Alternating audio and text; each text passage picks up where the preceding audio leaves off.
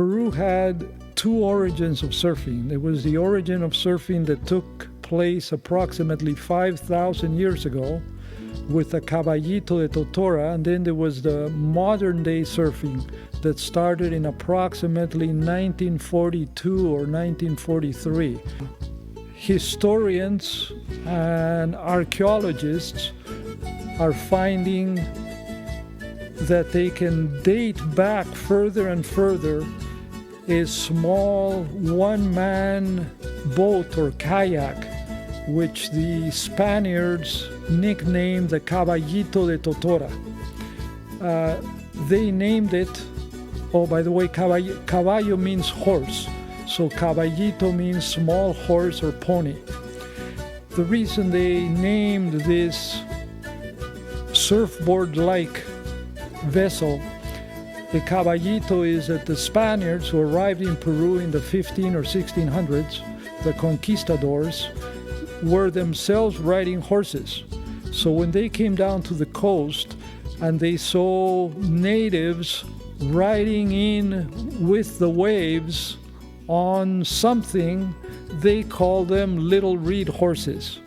And it turns out that the inhabitants of the coast, the northern coast of Peru, are still using these little reed ponies, we call them these days, that were designed 5,000 years ago, and they've been in uninterrupted use for those 5,000 years in northern Peru.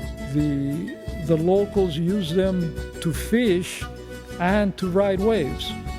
And if you think about it, if you live on a coastline that has consistent surf, and the only way you can get out beyond the break is to push through the waves, and the only way you can get back to shore is to either ride the waves or somehow go through the break.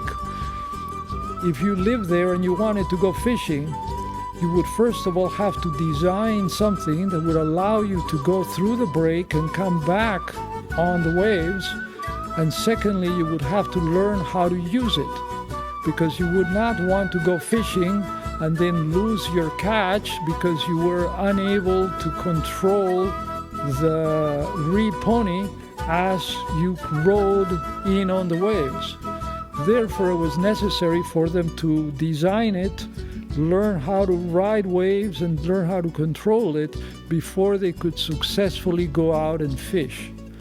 Now, after they managed all of that, and they realized that it was very useful and very successful at navigating through and back on the waves, then those same fishermen realized that they should teach their children how to deal with the waves and how to control the little reed pony and how to ride the waves, so that when they grew up, they would be able to successfully navigate through the waves and go fishing and successfully come back to shore with their catch.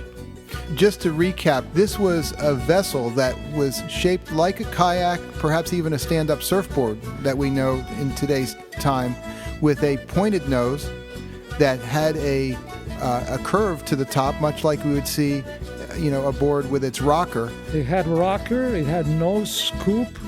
It was approximately the same width of a surfboard because it was wide enough for one person. And it was designed to the best of their knowledge and with the materials that they had 4,000 or 5,000 years ago to ride waves. And it was such a successful design, and it worked so well that they still use it to this day. To this very day. 5,000 years later. In fact, you showed me some video that's online. You can look it up online, where there's actually people surfing, standing up, controlling this caballito with a paddle and riding waves, just like we're seeing today's stand-up surfer do it. Absolutely. As a matter of fact, there are some very thick books that are called The Maritime History of Peru. And I have done some research into those books. And in them they state that they built these reed ponies in different sizes. And they would choose the right one according to the size and the conditions of the surf. If the surf was small, they would use the bigger caballito with a half a bamboo stick to serve as a paddle. And you're right, then they would use it like a stand-up. They would paddle it with a paddle.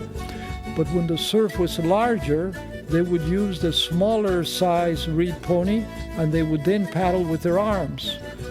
And in this book, which was compiled from historians, that wrote this information down hundreds of years ago, they say that when they used the small reed ponies, they would duck under the waves like wild ducks in order to get out through the surf. And it's interesting that in modern surfing, duck diving didn't come into being until maybe 20 years ago. In the 60s and in the 50s, nobody tried duck diving because you couldn't duck dive the big 10-foot boards. And yet, 4,000 or 5,000 years ago, these guys had figured out that, you can have different sized equipment to use on different size and different conditions of surf. And they were duck diving thousands of years ago. And there's actually archaeological evidence that has been carbon dated.